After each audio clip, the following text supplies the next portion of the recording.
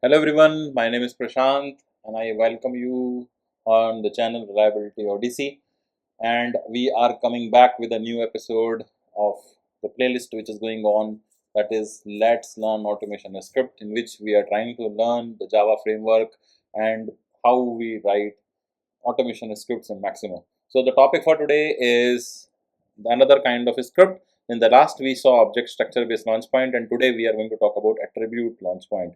So again, for this particular type of automation script, I have given a full life cycle of how the field class works in Maximo, because these are equivalent to the field classes.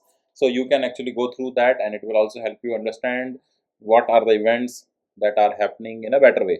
So again, as we saw, right, that if you are having an object launch point, you are basically going to select an object, but as it says attribute launch point, you have to again create a launch point, but then in that particular launch point you have to select what is the attribute on which this particular event should trigger. If you remember, in object structure launch point, we select the object on the save of the particular object, or the initialize of the particular object, or the validate app of this particular object, a particular logic is going to work.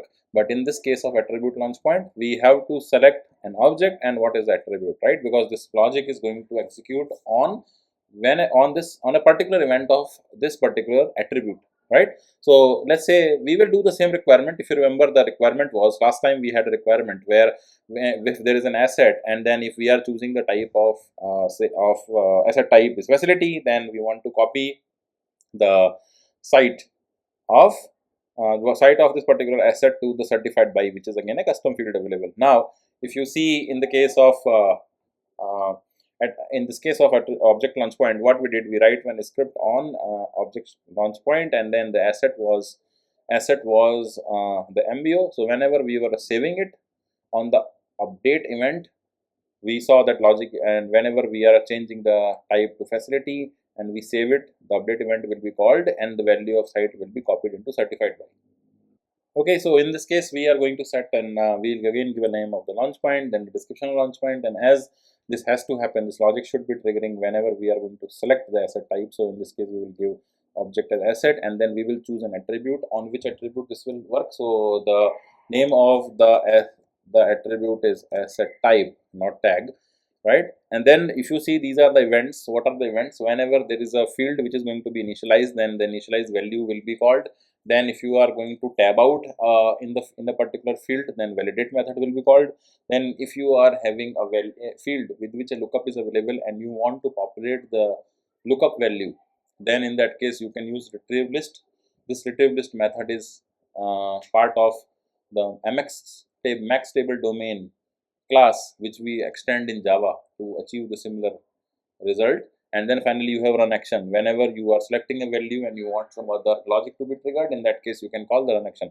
So in this case, I am going to the if you see, the logic is same. I am going to choose the events, for example run action, as soon as I am selecting the value. You can use validate also, and you can use run action also. In this particular requirement, I am actually using run action, and then I am choosing the existing script. So if you remember, I already have a script which I have written, and the logic remains the same, and then I will do next. I don't want to use variables. So if you see, the logic is that I am going to set the site ID, and then I'm going to choose the asset type, and whenever user is going to choose asset type, if the asset type equal to facility, then I want the certified by to be set by the site ID, right?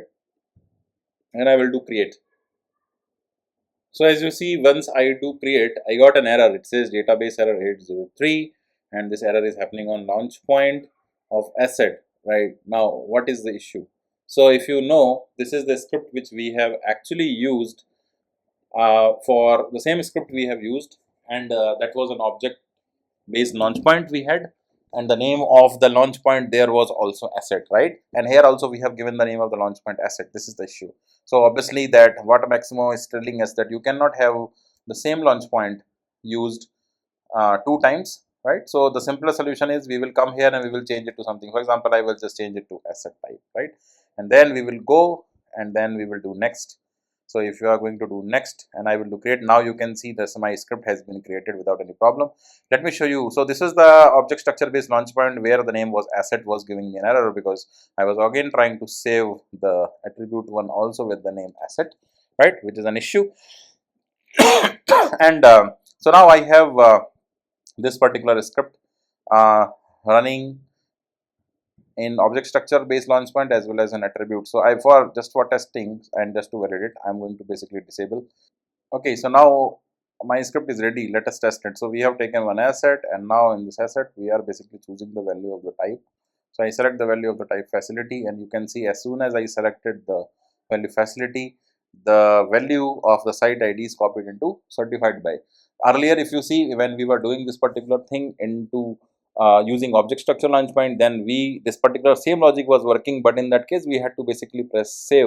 But now here we are able to do this by just selecting the value, right? So this is how you will be able to use the attribute based launch point, where you can do the different kind of manipulation required whenever you want when you want that particular code to run. As soon as user select the value, or you tab out from a field rather than user pressing the save, right? So I hope you like the content so far. Stay connected, and we will return with one more exciting video. Thank you so much.